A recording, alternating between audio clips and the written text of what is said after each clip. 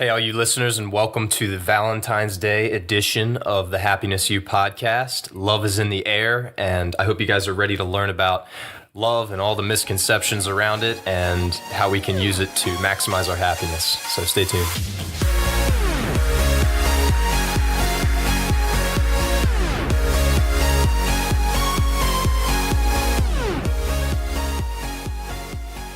So I want to get into this V-Day podcast and talk about happiness and love and how the two are related. But before I do that, I want to talk about something that's really important to me, actually. And it's about one of my dear friends who unfortunately has been afflicted by multiple sclerosis, MS. And for those of you guys who don't know about MS or what it is, it's a disease of the brain and spinal cord. And the exact cause is still very much unknown. But basically, it's an abnormal immune system response that causes the immune system to attack the central nervous system. And so obviously that leads to a whole host of problems from numbness, tingling, mood changes. There's trouble with memory, blindness, paralysis, constant pain, fatigue. It really varies from person to person what the symptoms will manifest as. But essentially the options for stopping or limiting these effects are still very limited today. And so I've had to, unfortunately, witness some of these effects firsthand, and it's inspiring to see, but it's also very disheartening to me that there's not enough things out there to help people live comfortably and really just move past this so that MS does not define anybody who has it.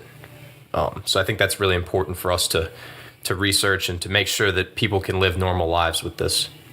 So going along with that, to raise money for research and new treatment options, Walk MS was started as an annual fundraiser sponsored by the National MS Society, which has invested more than $1 billion for MS research to date. And when the walk first began back in 1988, there were no treatments, no therapies treating the disease itself, and now there are 16 of them. So there's been a lot of progress over this time. And so Walk MS Baltimore 2019 is going to be held on April 13th, 2019 in Baltimore. I can put a link on all my social media platforms for you guys to donate if you wish. All the social media pages, it'll be on there. Please consider donating, or at least sharing if you're unable to donate. I understand if you're not. But at least maybe sharing it with someone who could be willing to donate or get involved. You can also sign up to Walk, and that's absolutely free, so you can show your support that way.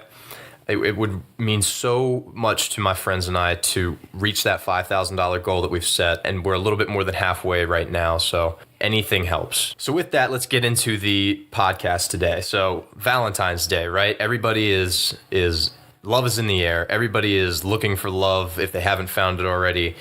There's a lot of pressure on people who are in relationships, myself included, to make it good. The expectation can ruin some of the actual enjoyment of the holiday. So with that, I think it's important to understand love beyond just sort of the aesthetic of it, and before you even talk about love, I mean, social relationships in general, compared to casual friendships, are just much more valuable to our overall well-being. And it's actually a huge determinant of our happiness. Everything else aside, our closeness and our acceptance and intimacy and just genuine caring among our close social relationships, that's a big determinant. That's probably one of, if not the biggest determinants of most people's well-being, is just the connection that they're able to find within their relationships. And so, if you have someone in your life like that, maybe they're not your love interest or whatever, but if you have someone that's even just a close friend or a group of close friends, like, take this time today, make sure that they know how much you actually care about them. Express that gratitude, because it really does go a long way for strengthening, that just depth of the relationship. Even introverts, they're happier in social situations.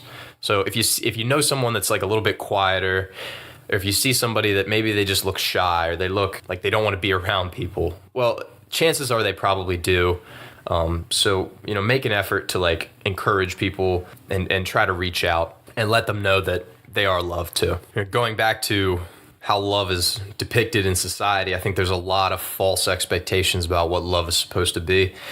And I think Hollywood is like a big problem with this, or maybe just media in general, not so much Hollywood, but we are always fed this idea of love as this enduring, passionate, just like burning flame of desire at every hour of the day. And it's like Romeo and Juliet type shit, you know? It's intense, it's passionate, it's romantic, but research actually shows that that specific type of love is often very short-lived. It's not a sustainable love, and when it does eventually die out, you know, if you've ever been in a relationship for a long period of time, you might start to notice after a certain amount of time flaws that you maybe didn't notice at the beginning of the relationship. And sometimes that's the turning point. Sometimes that's where things go bad and really bad breakups end up happening because it's not what you expected and things aren't the same as they were in the beginning. And it's important to understand the difference between that type of love, the romantic love, which doesn't last, and the companionate love, which involves accepting those flaws and then also making sacrifices, you know, doing things because you genuinely care about the other person. And that's the real love, in my opinion. That's where things get good, real good. It's at that point in my relationship where I feel like I'm connected with my girlfriend on a much deeper level. We're best friends, but we're also, in a lot of ways, the same person.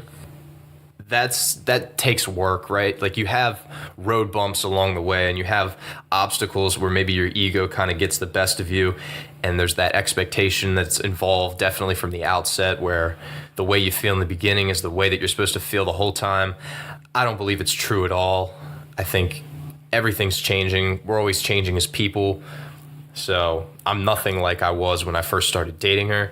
But, you know, we've been able to kind of communicate through it. So that's the point, you know, communicating through the change in the type of love, because your life's going to change. The way you feel about each other is going to change. But I think it's just important. You got to be honest about it, you know, you got to be honest. Don't seek that type of passionate love forever, because it's not the only type of love out there. And you'll ultimately probably end up disappointed if that's all you're constantly seeking, because you'll just probably find yourself bouncing from one relationship to another, to be perfectly honest. So it's something to be aware of. The Greeks have 6 words for love. There's the philia, the deep friendship, which I talked about at the beginning. There's social, you know, the social relationships. They play a huge factor. I mean, that is, in a sense, that's love. Ludus, which is playful love. That's sort of like your flirty type of love. I don't even know if I'd call that love, to be perfectly honest, but you have pragma, which is sort of your long-standing love. And I see that as more so the companionate love, where it's that enduring love where you're in a relationship, but they're also your best friend. There's love of self, which is probably the most important one, because I don't think any of these others is possible when you take away that one. I think there's sort of a misconception that self-love can be egotistical. You need to understand that if you can't identify the positive aspects of yourself and you don't know your self-worth, what kind of relationships do you think you're going to end up getting into? You're going to end up finding people who treat you like shit, and then sometimes they might be nice to you. So then you kind of find yourself caught because they're the only person that's kind of giving you that gratification and giving you that acceptance and verifying things for you. But then on the other hand, you're just not getting treated well. So I think it's important to have that love of self, because that's going to open up the healthier type of relationships that you could possibly expose yourself to. Eros, which is sexual passion. So that's your romantic love at the beginning, where it's very, very intense. It's like a huge bonfire, really. And then it kind of dies out to a smaller, longer lasting flame with the long-standing love. You have agape, which is your love for fellow man. I think that's kind of an underrated one, because you can't go your whole life assuming the worst of people. I think that that's kind of unhealthy for us to do. I think, in my own opinion, most people are good, and that the bad things that people do are more just superficial things, where at our core, it's my belief that most people are good. I mean, they want to do good. They want to do right by others. They want to behave in a civilized way. It's just something I believe. I mean, it can be debated all day. It's just the way that you view people's actions. So I think I have a love for fellow man. Sometimes it's hard to actually put into action when you're get cut off in traffic or something like that, and you're just like, man, I hate people. It's something you need to work on. It's something you need to be aware of, because your own happiness is affected by it, whether you know it or not. You can't go your whole life thinking that you're smarter than everybody and that you're just better than everybody morally. It's not good for you. You're not going to grow. You're not going to open yourself up to new experiences. So I would say cultivate your love for your fellow man or woman. And finally, there's familial love. That's storge. And that's pretty self-explanatory, right? I mean, it's sort of similar to the deep friendship thing, but it's family related. So family comes first. You always hear that.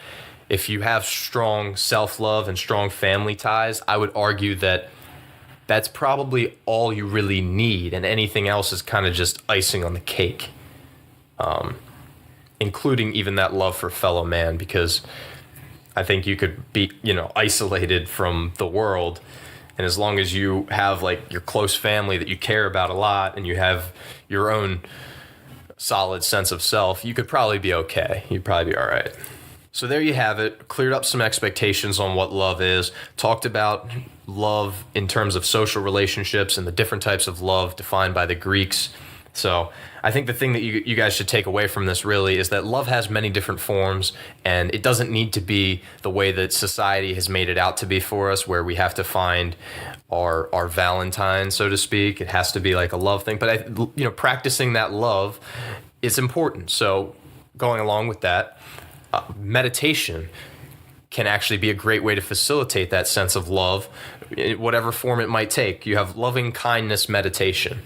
And that is basically you're focusing on someone that you love, or maybe just your general agape love for fellow man, or whatever kind of love it is. It could be love for a friend, and just thinking about how much you're grateful for them and how much you genuinely care about them, and just the things what you would do for them, how much you would sacrifice for them, and meditating on that and really focusing on that with all your outside distractions sort of put on hold. You're able to cultivate sort of that sense of love in more of a conscious everyday setting too, because sometimes we believe it subconsciously. We know it deep down that we love someone, but we don't always express it outwardly or overtly as we might want to.